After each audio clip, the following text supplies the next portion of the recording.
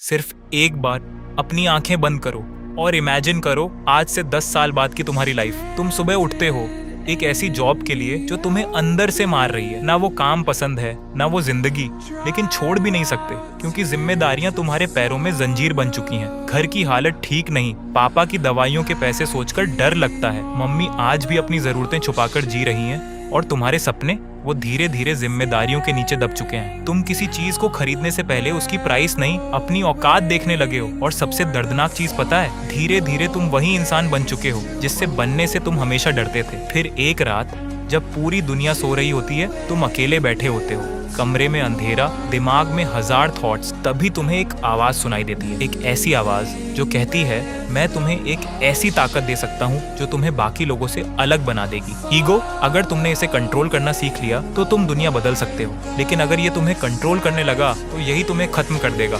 कुछ सेकंड के लिए तुम चुप रहते हो और फिर वो डील एक्सेप्ट कर लेते हो। अब आंखें खोलो, तुम वापस आ चुके हो, लेकिन इस बार तुम्हारे अंदर एक चीज अलग है, एक आग, एक ऑब्सेशन, कुछ बड़ा करने की भूख। अब सुनो ध्यान से, ईगो बुरा नहीं होता, गलत डायरेक्शन में गया ईगो बुरा होता है। वीक ईगो हर बात पर रिएक्ट करता है, हर इंसल्ट पर टूट जाता है, हर रिजेक्शन पर रोता है, लेकिन स्ट्रॉन्ग ईगो वो चुप रहता है, ऑब्जर्व करता है और फिर अपनी सक्सेस से जवाब देता है। आज बहुत लोग सिग्मा एडिट्स देखकर खुद को पावरफुल समझते हैं, 2 मिनट मोटिवेशन फील करते हैं, फिर वापस वही स्क्रॉलिंग, वही एडिक्शन, वही एक्सक्यूजेस। वो पावर नहीं है, वो सिर्फ डोपामाइन है। रियल ईगो वो है जो तुम्हें रात को भी काम करने पे मजबूर करे, जब पूरा वर्ल्ड सो रहा हो 4 रुपए और तुम क्वाइटली अपना फ्यूचर बिल्ड कर रहे हो। जब लोग तुम्हें अंडर एस्टिमेट करें तो जलना मत, बस अंदर से एक बात बोलना, अब रुकूंगा नहीं।